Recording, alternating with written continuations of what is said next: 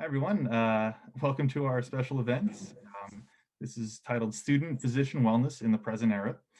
And I'm honored and delighted to be introducing our guest speaker, Dr. Patrice A. Harris. Dr. Harris is a psychiatrist from Atlanta, and she was the 174th president of the American Medical Association. She was also the organization's first African American woman to hold this position. Dr. Harris has a diverse experience as a private practicing physician, a county public health director, a patient advocate, and a med society lobbyist. Since 2014, she has been leading the AMA's effort to end the opioid epidemic as chair of the AMA's opioid task force.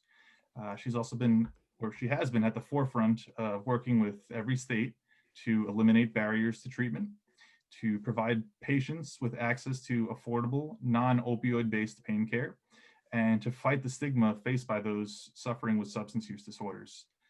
She's held numerous leadership roles both in the AMA and elsewhere, including the American Psychiatric Association and the Medical Association of Georgia. Growing up in Bluefield, West Virginia, Dr. Harris dreamt of entering medicine at a time when few women of color were encouraged to become physicians.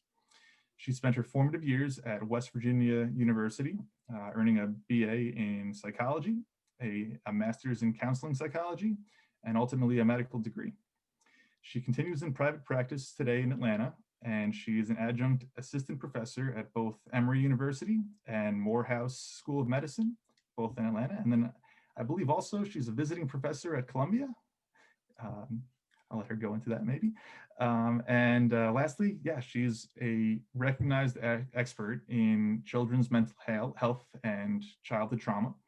And so, in my opinion, she's one of the best people in this country for us to hear speak on the topic of medical student wellness. We've all been through a lot this year, so what a privilege it'll be to listen and chat with her tonight. So, thank you, Dr. Harris, and welcome.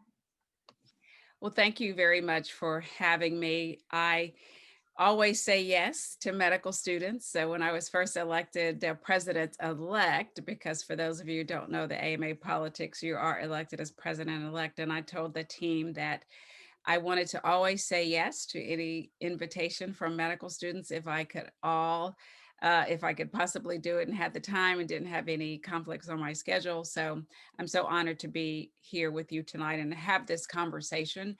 I'm really going to talk about some broader issues and leadership.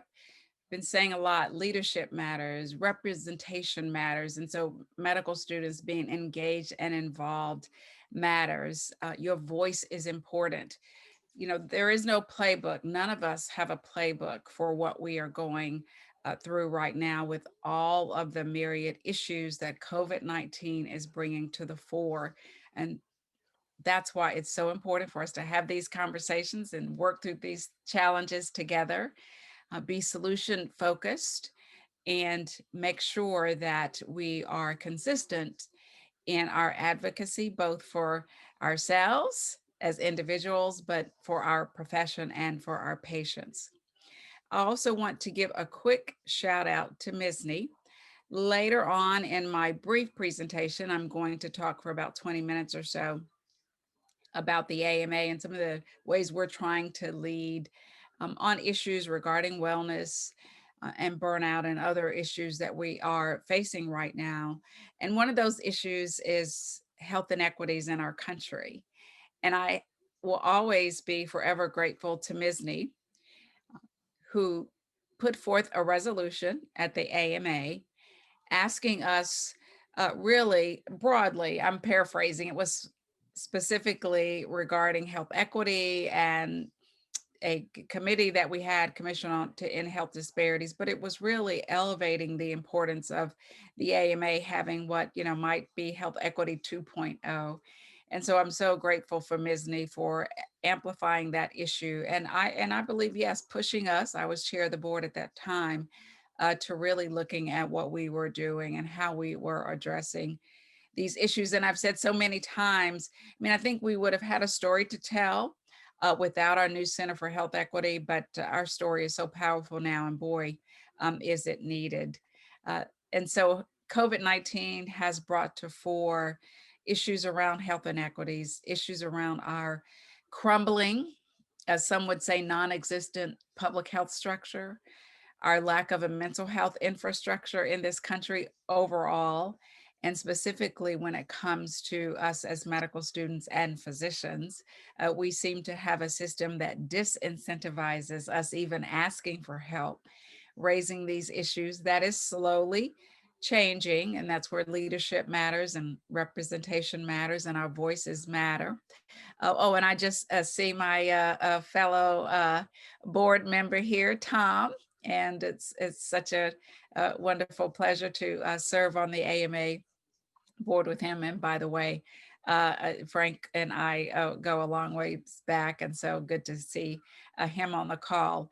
But certainly all of these issues matter, and our voice matters as we address issues from health inequities, lack of access to affordable healthcare, lack of access to COVID testing, right? And I'll say a little bit more. Oh, and Charles, I didn't want to forget you. I'll say a little bit about that more towards the end of my talk, and certainly medical student and physician mental health and burnout. So I will attempt to share my screen. It worked in rehearsal, and so let's see if it works right now. Yep. Very good. As you're pulling it up, just quick ground rules about Q&A. We have the Q&A open, and you can chat with us and the panelists with that. But we hope that you'll hold questions till we're open for the Q&A by raising your hand. That'll let us see you, and that'll give you the chance to ask your question. You don't have to be on camera for it, but your microphone will be opened up. And so we'll do questions in that way. So thanks for holding them. We thank you for the questions that you put out already. And yeah, sorry to interrupt, Dr. Harris. No worries, no worries. Important. Housekeeping, very important. And so I think, a theme here, as I said, is leadership. And as we are entering, or actually not entering, but sort of navigating our way through this time of crisis and the transition, it is important that we in our profession lead. Our medical student leaders are so valuable in all of the work we do. And certainly, as I said earlier, there is no roadmap as we are going through COVID. And so let's make sure that we are sharing and caring to get through this pandemic. So this slide I like to keep in my deck right now. Most people know who I am, and you heard Christian give a wonderful introduction. So I want you to put your face in this picture here, because I think that there's so much for us to worry about, fret about, be concerned about, be stressed about. And it's always important to take a moment to make sure that we center ourselves and we center the need for self-care. And I can tell you a brief story about me early on in the pandemic, certainly representing the AMA on TV. I wanted to make sure that I was always prepared and up to date with the latest information. And so I found myself watching cable news almost 24/7.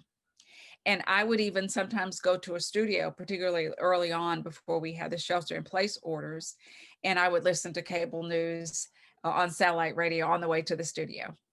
And you know what? At some point, I realized that I was not doing well. Overall, doing well. Listen, privilege, able to work from home, not having to worry about my mortgage, not having to worry about will I be able to afford food, but still stress nonetheless. And I realized that I needed to take a moment every day, every morning, center myself, do one thing for me for self-care. And I also needed to turn off cable news.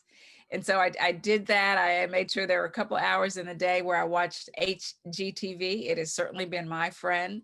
And if I was traveling to and from locations in my car, for those of you who know me, know I'm a sports fanatic, and we have a great local sports radio station, and I began to do that. So the important thing is for all of us on this call tonight, on this webinar tonight, to remember that we have to center ourselves. And I know as medical students, and really all of us, are experiencing so many disruptions and losses. Some of us have lost friends and family members through COVID. I just found out yesterday that one of my college friends died from COVID. But you know what? Some of us have lost spending time with our family and friends, and we've lost sort of milestones. And I know first year medical students on the call tonight, you've lost the tradition of entering medical school and some of those rituals. So it's okay, first of all, to say that you need help. It is okay to grieve for some of those losses and be disappointed. And it's certainly okay to center ourselves as we work through this. I shared right before we started the call that early on, I had a little bit of guilt because I wasn't on the front lines. And I even talked to the CEO of AMA, Jim Madera, and I said, I really feel like I need to go volunteer. I need to go to the hospital. I need to be on the front lines. And he said, Patrice, you need to make sure that you are well and you are able to fulfill your important role as the spokesperson for our profession. So, it still comes and goes. But the key point of this slide is to make sure that you are centering self-care again as we get through this pandemic. It is about leadership, but leadership can happen in so many venues. I've had the pleasure of course, being the president of the AMA, but leadership can happen in your own sphere of influence. But certainly, as a leader, I believe the best leaders appreciate some of these lessons that I have learned on my journey. The importance of teamwork. As a leader, it's not about the title or the corner office or the parking space. It's about the team and the work. And so I think that's important and an important lesson to learn. Partnership and allies. We cannot do anything alone, right? We need help. And it's okay. Sometimes our allies come in strange packages and unusual packages, and they're not the usual suspects. So I think we should appreciate that. I've always thought that it's important to have a broad perspective. Sometimes even in our own profession, we can get in our own bubble, right? And listen to only one another and not have a broader perspective around solutions or what else is going on. And so I think that as we attempt to solve any problems, we need to make sure that we are listening and getting input from a broad perspective. Leaders have a vision for the future. And so as we think about medical student and physician health and wellness and burnout and health equity and the opioid crisis and the overdose crisis and the lack of a mental health and public health infrastructure. Let's get centered and think about what the vision is, because in this country, we tend to go from crisis to crisis. I say we tend to careen from crisis to crisis instead of stepping back and thinking about what is our vision for solving this problem? What is our vision for the future?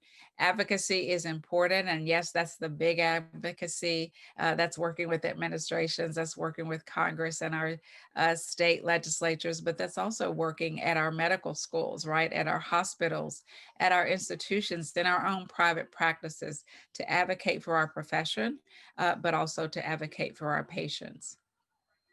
And one very important lesson that I've learned, I didn't know this at the beginning of my journey, but I've learned it throughout my journey, is we should always stand in our own authentic voice, our own truth. Now, we absolutely need to be the best we can be, the best version of ourselves. And by the way, that does not mean the perfect version of ourselves, right? That does not exist. I have to tell you that certainly no one would have wished this pandemic on anyone, but I, as a child psychiatrist, was quite worried about our young adolescents, teens that I saw that were so focused on social media. And I think we all know that on social media, I think pre-pandemic, everyone's lives were perfect, right? And I was guilty of this. I would even Photoshop some of my photos, to make sure I had the right, look. And everyone put their perfect lives on social media pre-pandemic. And of course, for adolescents, for those of us who are a little older, we knew that. But adolescents didn't always know that, and they were always worried. At least many of the adolescents in my practice were worried about others not having the perfect relationship and not having the perfect parents. and not having the perfect, perfect grades. I think, this pandemic, we've all been relaxed a little, right? We'll come to these Zoom calls. Christian has on a tie, but the rest of us are, a little bit casual. I have a sweater, and see, Tom has his hoodie on, so we've relaxed, I think, and allowed people to see us in our less than perfect selves. Some of the best things are when the dogs are walking by and the kids are interrupting. I think that has brought a certain sense of humanity. And even as us as medical students and physicians, I believe that still is hard for us to ask for help, and we always put ourselves last. And I think we have seen now that we are not inhuman. We are human, I'll say it that way. And we can't keep going and going. And we do get exhausted, and there is a limit. And so I think all of these have been helpful, I think, lenses to how we should move forward.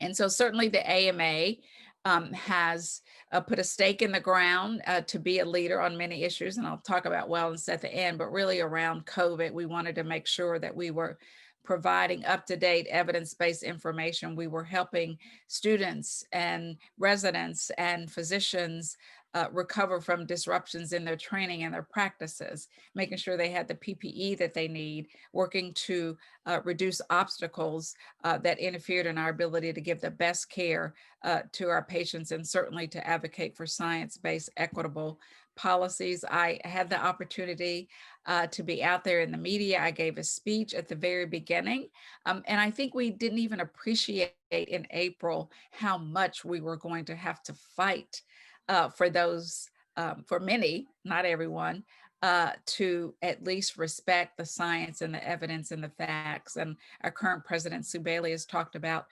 fighting on two fronts, fighting misinformation and fighting those who say we are personally benefiting from increasing numbers in COVID.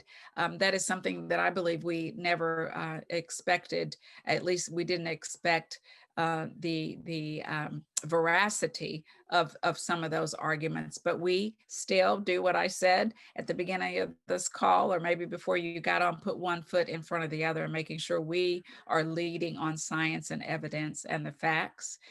We all know that equity has been a huge issue that's come before us, and certainly promoting equity in clinical trials has never been more important. And here is a slide that I hope tomorrow will need to change.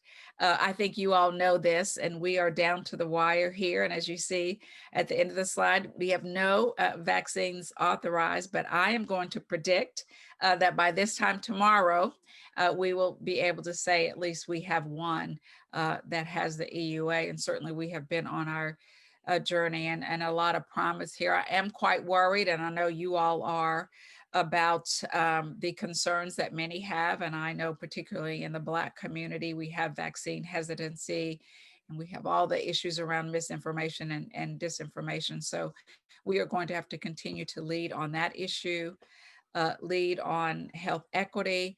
And also, speaking of taking a moment to savor a good moment in this journey we are on, in listening to Dr.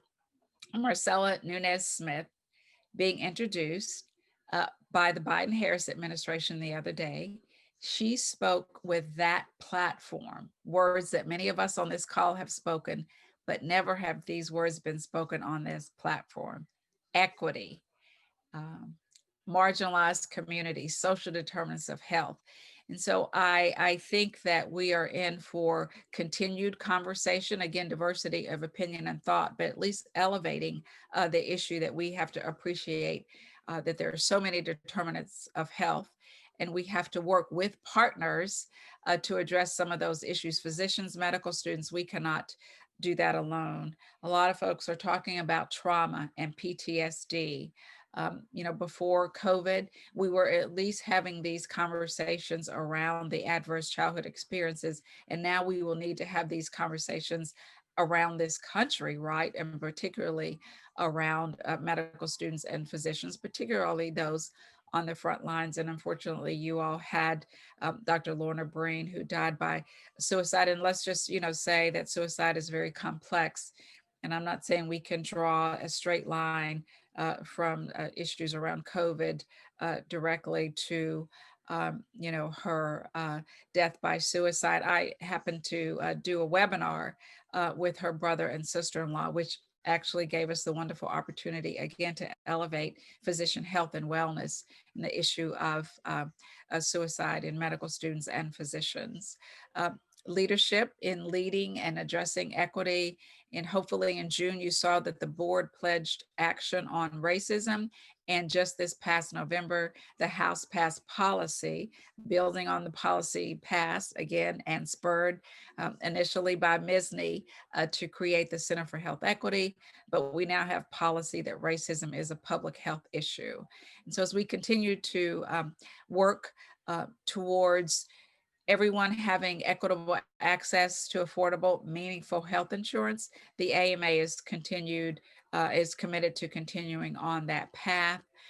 As you all know, AMA has very strong policy. By the way, thanks to the work of the medical students who've been such advocates around mental health policy, again, for our patients and for ourselves. So we do have the policy that leads us to our advocacy work, again, both at the federal and the state level. We are continuing our work to increase diversity, and that is a key issue, I believe, in both the wellness of our patients and the wellness of our profession. But clearly, we are here tonight really to talk about issues, and you know these statistics. I really want to hear from you all around the issues that you all are struggling with. Remember, there's no playbook. Remember, it's okay to ask for help, and remember that you all are experiencing issues that medical students before you have not had to deal with. And so we do need to continue to elevate these issues. We do need to continue to work around issues of stigma. I remember when the first time I had to apply for my license, there was a question and it said, have you ever been treated for a mental disorder? And I thought, particularly as a psychiatrist, I knew how stigmatizing that question was. And luckily we, and most of the states around the country have changed that question, but it still is, if we're very candid, very difficult for us to admit when we need help. Again, a silver lining in the pandemic is one night I was on Twitter, and I think one of our colleagues just decided they were going to take the plunge. I know who this is. And she said, my name is, and I'm just Susie Smith, and I am being treated for depression, and I have taken medications before. And when she posted that first tweet, there were so many medical students and trainees and physicians saying, me too.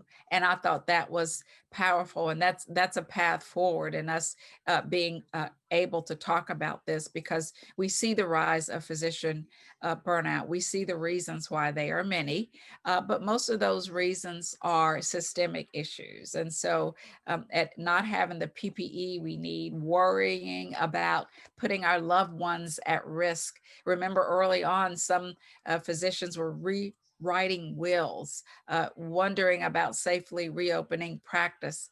How do I learn as a medical student? How is this going to impact? And as a resident, as I'm interviewing, as a fourth year medical student, as I'm interviewing for residencies, how is this going to impact? So all of these issues have certainly impacted our mental health and our wellness on a foundation where we already seeing increased burnout.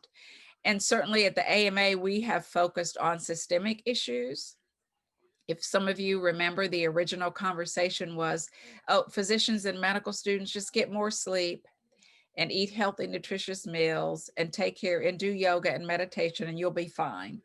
And we have been able to, with lots of partners, change the narrative on that. And it's about changing systems to address burnout. And recently I did one of our AMA bi-weekly updates. and talked. You see Jeff Lieberman, who's chair at Columbia, talked about these issues in really practical ways to fight burnout and address issues around increasing substance use disorders and increasing issues around stress and trauma and mental health issues in our patient population, as well as our medical students, trainees, and physicians. And so again, thank you for the opportunity to chat tonight. I just wanted to whet our appetite in some issues that I hope stimulate some questions and a great discussion for the rest of the evening. So thank you very much for the opportunity to be with you tonight.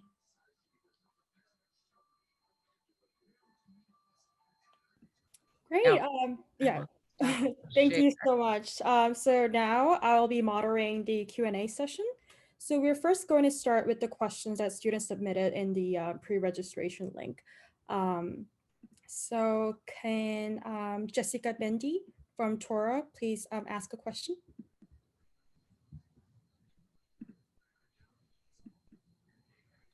She'll need to raise her hand. Oh, so yes. Can you please raise your hand, Jessica? Great.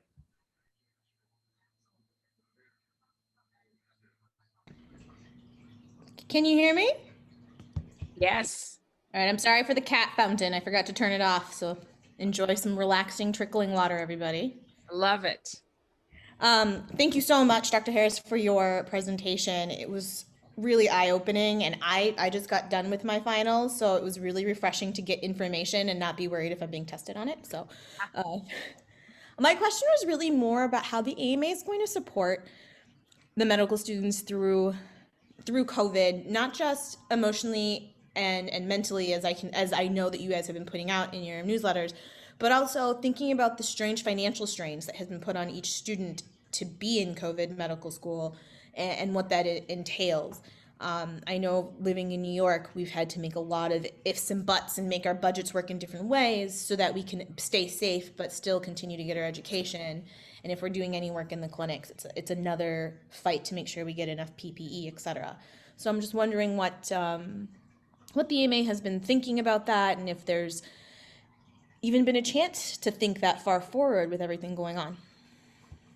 So I would say a couple of things. Make sure you go to the AMA's COVID-19 resource page, because we have several resource documents around the work that we have done so far for medical students and trainees. And we were very focused early on, let me just say, about some of the medical students, because we learned, and you all know, and if anyone on the call experienced this, we knew that some medical students were called into the hospitals and were asked to do various duties. And by the way, it was our understanding that these duties were appropriate to your skill, but still you were being called in. And so we, the AMA has the bully pulpit, if you will. And so we amplified issues around making sure that you were safe. We amplified issues around our folks thinking about health insurance, right, for you, if you're going to be called into service or come into the hospitals.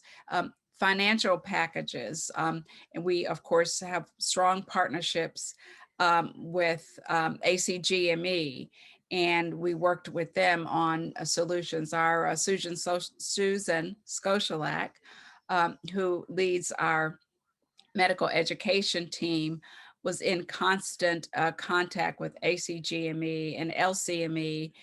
We had our ears to the ground.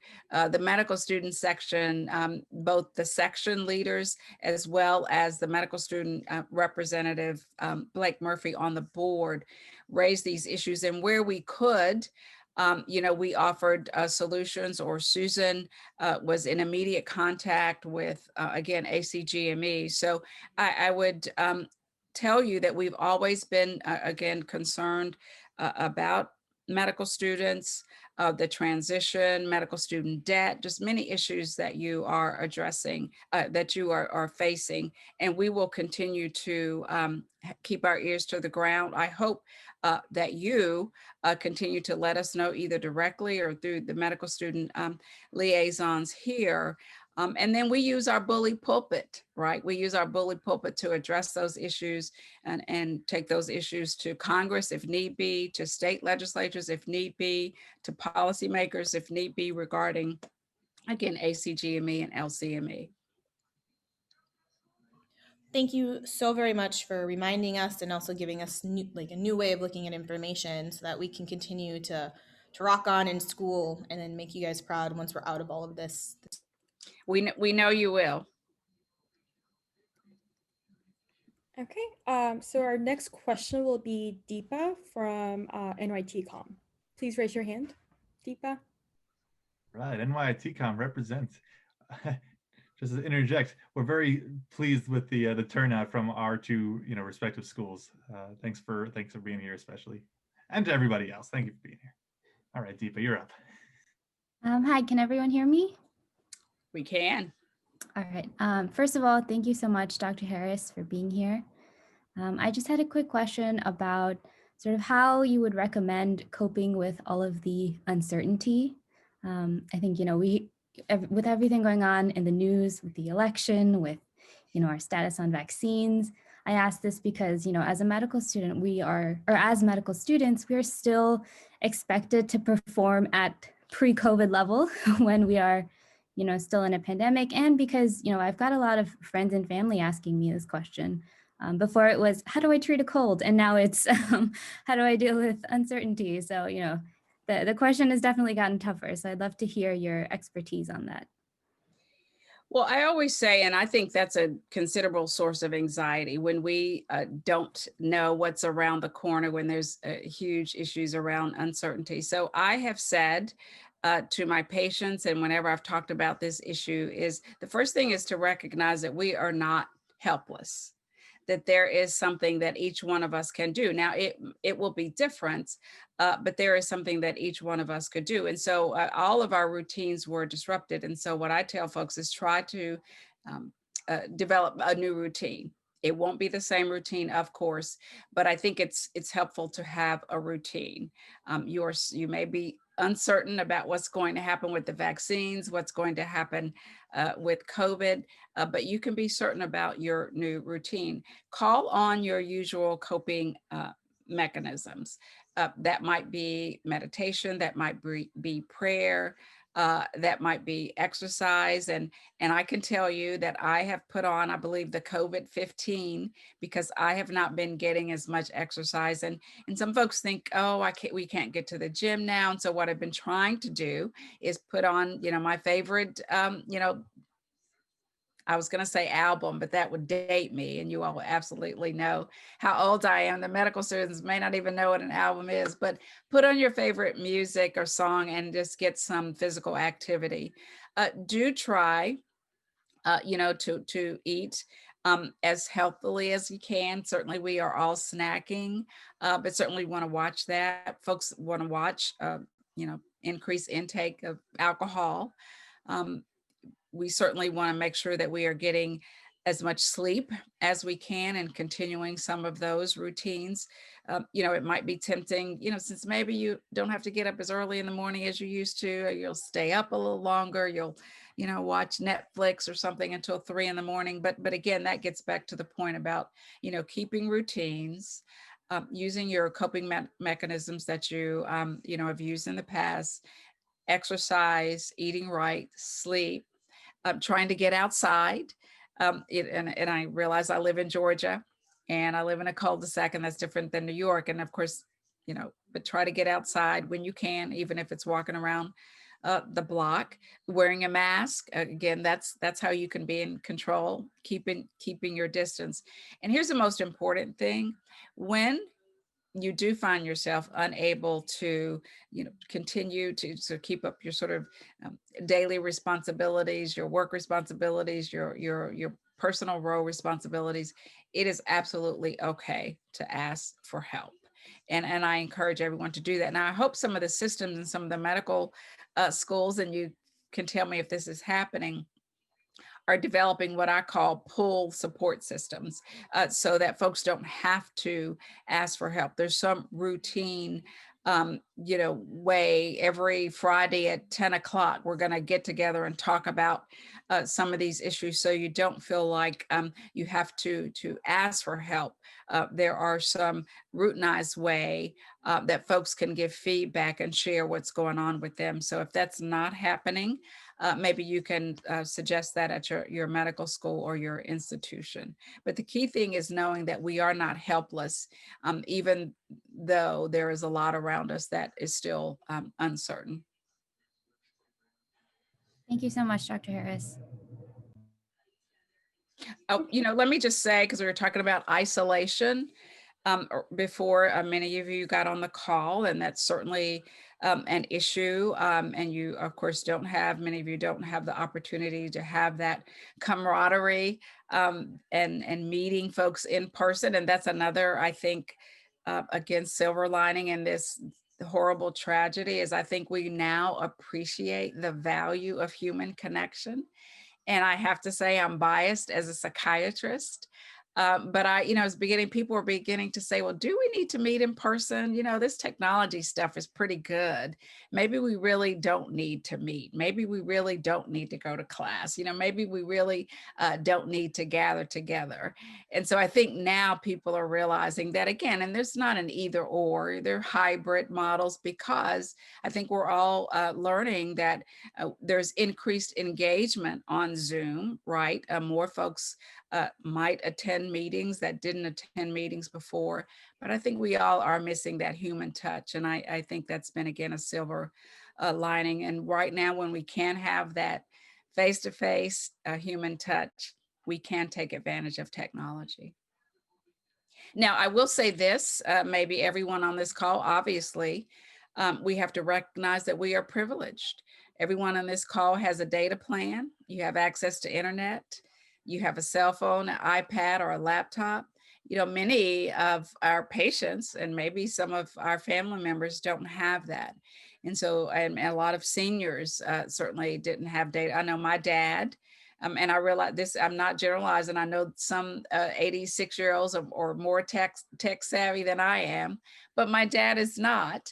And so what I did, but I was unable to see my dad for the first 6 months, but we talked on the phone every other day. So sometimes it's that old fashioned, picking up the phone and calling someone, but it's that human, that connection that I think we should try to maintain as best we can, even though we can't be physically together. So actually, now that you've talked about isolation, we have a question more relevant to that. Some people may not feel satisfied without like in-person interaction. And now due to limitations on social gatherings and socializations with COVID, some feel like some students are really suffering alone in absolute isolation. And, many of the students have refused to, reach out for help. So Dr. Harris, like, do you, is there a way for us to identify these students and tell us how we can better reach out to them? So I would say, and that's delicate, but that's where the push comes. And so if you notice that some of your classmates no one has talked to lately, no one has seen lately, that's the opportunity to reach out to them, as opposed to waiting for someone to reach out for help. Call, how are you doing? I'm having some struggles, and sometimes it's that shared lived experience. That's why I have been making it a point to share my lived experience in the day that I just didn't feel okay. And I wrote an email to the leadership of the AMA again saying I'm not okay, but I did put it in perspective because I was still privileged. So I would say reach out if there's some of your classmates that you haven't talked to. You could do things like, again, take a basket or have a basket of treats delivered, find out what their favorite, thing to do, maybe a hobby or, something, just make sure you're reaching out and saying, are you okay? What do you need? And some people will say, I'm fine. And then the next question may be, listen, what can I do for you? What, it doesn't have to be, you don't have to be in distress necessarily, because you want to give folks an opportunity to share at their own pace, but just let them know that you're there for them. Somebody's there to listen. And how could you help? But I think we do have to be proactive for folks that we have not seen from or heard from in a while. Yeah, to jump on that, like the proactivity part of it, I think what I was kind of getting out of that was that it's okay to share what you personally have been have been feeling with that person that you're reaching out to. You know, I think sometimes students, they wonder, what does it actually look like to do the reaching out? Is it just a text? Can it be just like literally calling them out of the, I'm a big proponent of that, just calling people, you know, no like hey, are you free now? Just call them. You know, what's the worst that can happen? They're busy, they don't answer. Then you leave them a message.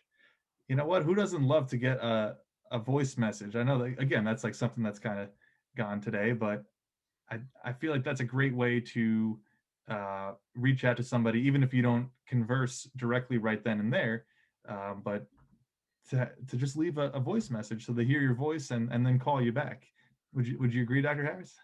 Absolutely. And that's why I said, you know, you're picking up the phone, I would prefer that or recommend that as the first. And again, even if you leave a voice message, because it's that voice, it's that human connection, which I think is more of a connection, although texts are fine. But I think that first contact is the phone and a phone call. And again, you know, your first question could be, what do you need? What's your favorite food? You know what I mean? You know, you like pizza? I'm going to send over a pizza. You know, what pizza do you like? You know, and you start there. You know, sometimes people are a little, although let me just say this, if you really are worried about someone, you should ask. But, you know, if you're not sure, you want to, you know, start with, I'll send over a pizza, I'll send over a movie or a book. Here's a great book. You know, I'm reading Barack Obama's book. Here's a good book. Another book is Caste, Isabel Wilkins. But, you know, or sometimes, and maybe it's a fun book. Maybe it's a Dr. Seuss, you know, book. Just something sometimes to lighten the load and send over for them to do. Find out what they like, though. I think so. That's an important point to, you know, to recognize that, you know, there's situations that actually might go toward the serious side of things, and maybe that's something we can bring up toward the very end with Dr. Rothberg and talk about peer-to-peer, which is a program here in the state of New York. Oh, great. By the way, if any of you, you know, have families or, you know, because it's hard to do this if you are alone, but I am so excited about board games. You know, because I think we do need to have digital detox. I didn't say that before, but I think, you know, I talked about, you know, turning off cable news. And you know, I think it's a little bit better for everyone but me here in Georgia. But it's a little bit better now that the election has passed and we don't have, you know, the ads. I do, but I'm okay. I'll get through it. You know, the most frustrating thing is to turn the channel and the same ad is on a different channel. But that's me here in Georgia. So you guys might need to call and check on me, you know, once a week as until January the 5th. But again, for families, you know, again, maybe we can get out of the everyone on their iPad and everyone on their phone and Monopoly. I realize for some of you, who didn't grow up with board games, for those of you who did, reintroduce yourself to board games, and for those of you who did not, introduce yourself to some of those board games, Monopoly, Sorry, some of those games that I used to play in my younger days. Great, thank you. So at this point, we want to open the Q&A forum to all students. Please feel free to raise your hand if you have any questions. I guess someone raised their hand. Oh, it's for Madison, NYT Com. Let's give it another second before Madison goes, because I know she had another like pre-asked question. Is there anybody here that has a question that didn't ask one, you know, in our RSVP form? We really want to give anyone the chance to you know, interact and chat with Dr. Harris here. I mean, it's such a cool thing that we have her. But if not, we have plenty other questions. So if you do have a question, just raise your hand. Oh, I see another hand. We have a Martin John. Let's see. Yep, there we go. Hi, can you hear me? I can. Hi, I'm very happy to have been able to hear you speak. Thank you so much. I guess my question is a fear for students in when they want to reach out for help, and trying to establish maybe a psychiatrist to visit on a daily basis or weekly basis, is that at the same time that they need the psychiatrists or therapists to be close by. This may not pertain, since like COVID, there's a lot more like teleconferencing, but once this may die down and people desire a more in-person contact, there is a fear that because they're going to an area more local, a psychiatrist more local, they may know people that know people that know people in any connection, and know you have connections with, and that can scare people into not getting help. How can someone like maybe reframe this, or how can someone feel a little safer when trying to call for help, but feel as though any kind of connection leaves like almost a paper trail? You know, that's a real fear, and I don't want to minimize that fear.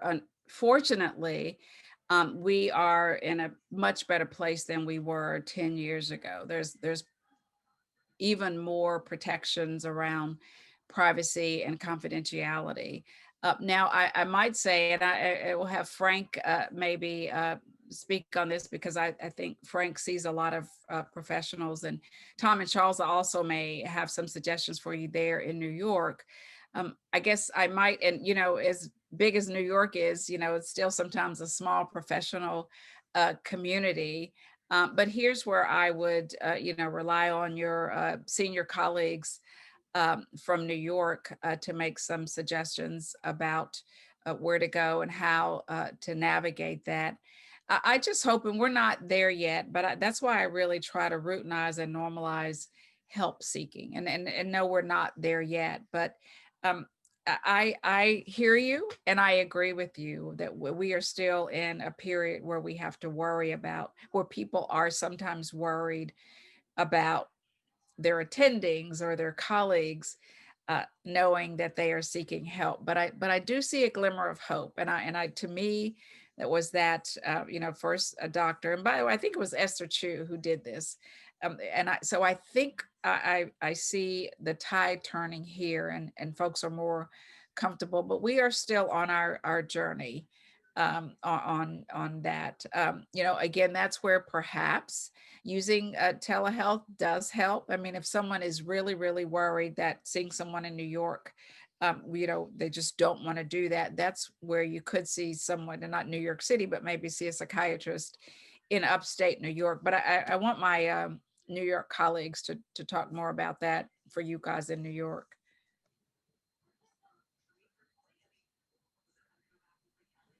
I'd be glad to build on Yeah, I think Dr. Frank should speak to Harris's that. comments. I'm certainly not looking for people to call me. That's not why I'm going to say what I'm going to say, but the reason why each of our offices are in regular office buildings with dentists, lawyers, accountants, other service-oriented professionals is because somebody could run into someone in the hallway or run into someone on their way to or from a restroom, and no one can assume they're coming to see a psychiatrist who's in the building. And that's by design, because I treat so many cops and docs. That's 2/3 of who I see in my practice. I wish that were not necessary, but I don't think that my current patients should have more angst and possibly lose opportunities on their career path to pave the path for others. I think we all have to pave it for everyone. And until then, people need the protection they're comfortable with. But video telehealth, I think, is a great idea. And the reason why we were fortunate enough to be able to get both our practice sites up and running the day after the shutdown in New York is because we were already in the process of setting it up. And the main reasons were for those professionals who can get stuck at work, but now they can still make a visit. Just do it from the parking lot instead of sitting across from me. But the other part were the privacy issues as well. And particularly for young doc students and residents who have less control. I think that even in New York, as large as it is, and there's so many docs on Long Island, for example, thousands, probably 10,000, Northwell covers, the majority of docs now. So now, does a Northwell doc who's got a stress-related problem, depression or OCD or whatever, have trouble finding a doc when Northwell's insurance covers Northwell docs? Well, I think we need absolutely for students and training physicians to offer them insurance or some way of making care very affordable outside the network. Nobody wants to go to the company shop, as they say. I think that's also true for attending physicians need a way to go outside. And that's part of the reason why our peer-to-peer from the beginning, even before the pandemic, we were thinking about offering video visits, privacy, HIPAA privacy secured, so that docs in an area in upstate New York where 80% of the docs could be in one system can see someone outside that system. And that's just for peer-to-peer, which may lead to a mental health referral. So I think we need to keep putting our heads together and to talk about exactly those things. And on our agenda is to talk to students to start figuring out, well, what really would make it worthwhile? No cost, but then if that's the people that are directly connected to the school, low cost through the insurance plan, but a 3-month wait. Well, half the psychiatrists in New York, certainly more than half, don't take the plan. So how do we make it affordable? How do we reach out to docs to decide maybe I'll do a courtesy for a student, whatever it is, but it's going to be a combination of things. And what I'm hoping is that we can offer whichever one of those pathways works for the student at the time that they're reaching out. If I may add to what Frank just said, Martin is your name? Yes. Yeah. I think you were asking a slightly different question. I think you were asking, how does a person get started with the first interface? Am I correct in my analysis of that? Because if you were, I think the Medical Society is a great place to start. We're, your organization, we're just a group of physicians. We're not your employer. We're not your preceptor. We're not your attending. And to build on what Dr. Dowling said about the peer-to-peer program, which is designed this way, we have access to, networks of resources throughout the state so that you can have that sense of privacy. You're not necessarily going to be seeking help or conferring with somebody who you may know or who may be just 6 degrees of separation. It could be somebody completely comfortable for you.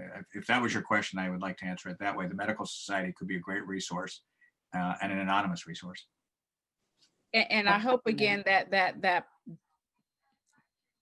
push to put that information out there, just say, we'll call the Medical Society, but maybe at the next Medical Society meeting, there's, there's the resources, and here's what we're going to do. And, and so that people don't have to ask, but we here's the information.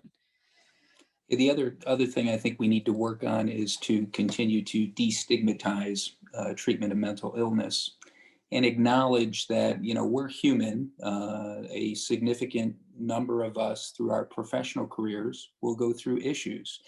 And it's always been disturbing to me that we don't really have a particularly organized system to do that. It's challenging because of the way we change our different venues, but we need to come up with a system that allows us to self-assess and allows us to have a peer or someone available to us as we move along from student to resident to fellow to practicing physician. Some of my medical students in the University of Rochester started to try and create that. And I think we need to look at ways that we can have, non-intrusive self-assessments and somebody available to us that we know we can call to, somewhat like Patrice had indicated in terms of having small gatherings. But I think there's ways to do it. And I think the deans are interested in doing something like that. So I think that would be a really great project for the MSSNY student chapter. And I think if we can figure out a way to do that, that can be brought to residency, fellowship, and ongoing into to help us all navigate our life cycle and professional cycle. Yeah, absolutely. I mean, these are all things that I think we're all looking to sink our teeth into. And we could definitely continue the conversation in a little bit here, but I do want to be mindful of time. Now, Dr. Harris, do you have time for maybe one more question or? I know that, Yes, I have time for one more question. Mhm. okay, great. Madison, I know you've got your hand up. Do you mind asking it?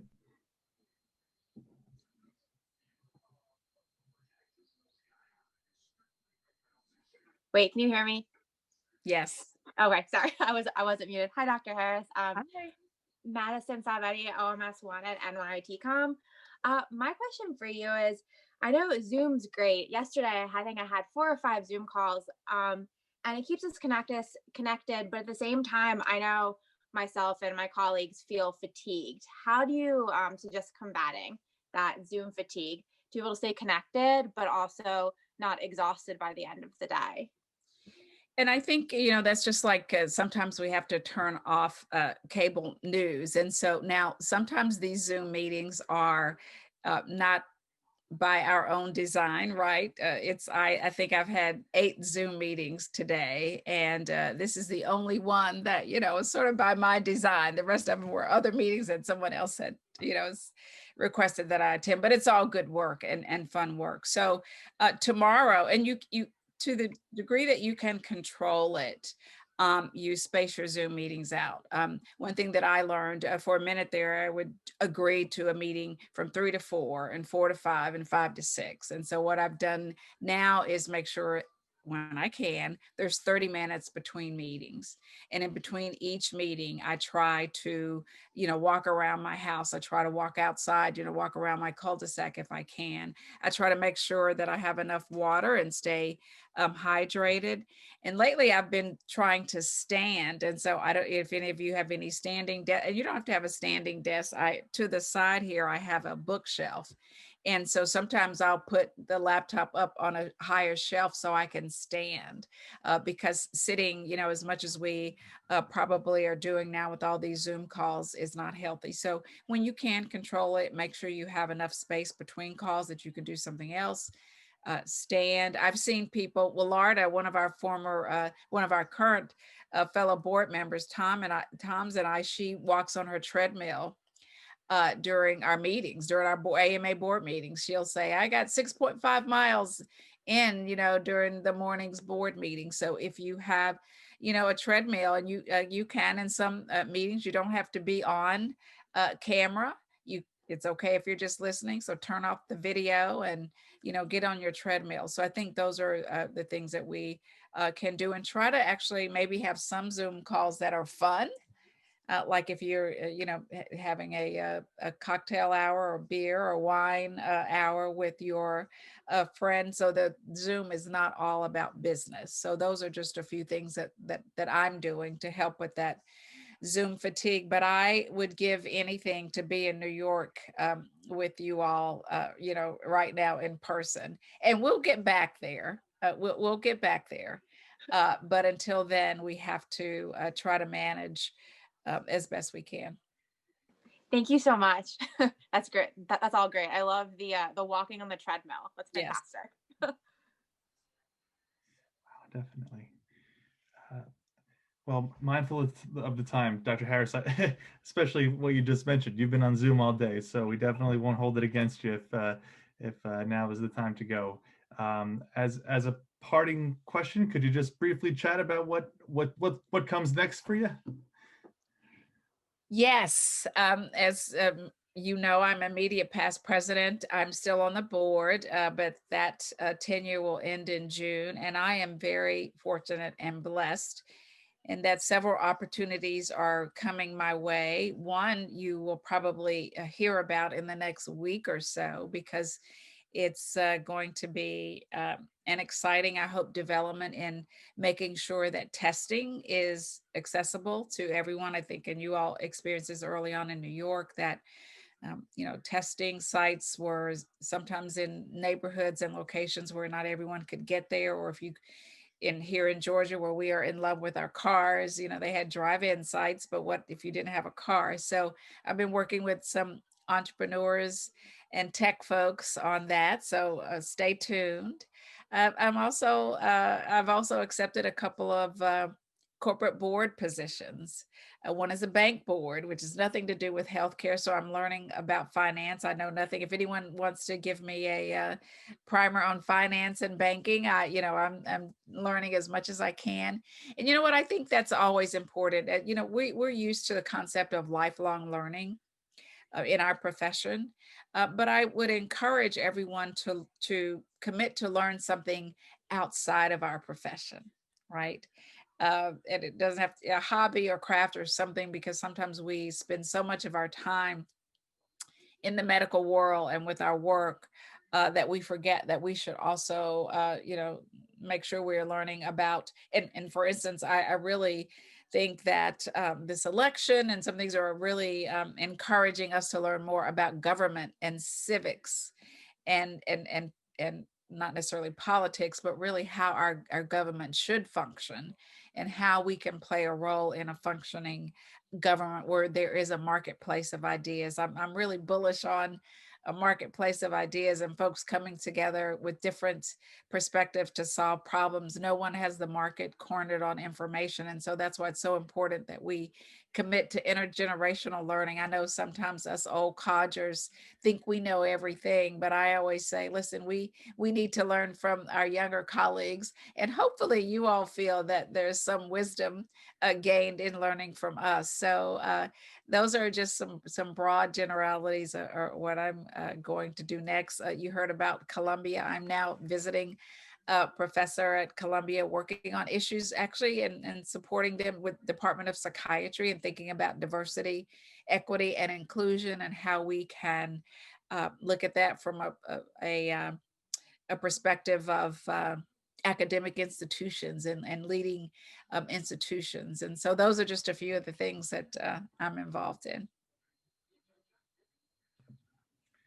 Wow, that all sounds wonderful, and I think we're all going to be staying tuned in to see what comes next. I did happen to find the everyday health. Yes. appointment Oh, yes. came Yes. up. And so I'll be excited. I did take a listen to that, and I'll put it in a follow-up email. Your interview with the editor-in-chief there, and I mean, I thought that that dovetails nicely with this. We're looking to incorporate health and wellness into our everyday lives, which maybe look a little different this year compared to med students of the past. But that's I think what you said about creating a new routine is such a wonderful thing here. And so with that, I know we're a little over time. We've been delighted to host you tonight. Really, really appreciative of your wisdom and your being gracious with spending an evening with us. If you do have to go, that's okay. I think I'll stay on for a little bit, and then any of our other panelists that can stay, that would be great. But we really thank you, Dr. Harris, for spending some time with us. Well, thank you. And if I get to New York on behalf of Columbia, let's make sure we see one another. Oh, I'd be so happy. Let's hope that this vaccine works and that we're, I'm thinking by springtime. Would you kind of agree? Is there the chance for opening up if we see widespread vaccination? I think spring might be a little early. I think maybe by June or July, and it's going to be gradual. But that's my prediction. It'll be the summer. We still will have to wear a mask and do certain things, but I think we'll see a gradual reopening as more and more folks get vaccinated, get tested, and we have a robust testing and screening and surveillance strategy. That's my prediction. Let's hope so. So well, here's the hoping. Absolutely. All right. Take care, everyone. Thanks for having me. Thank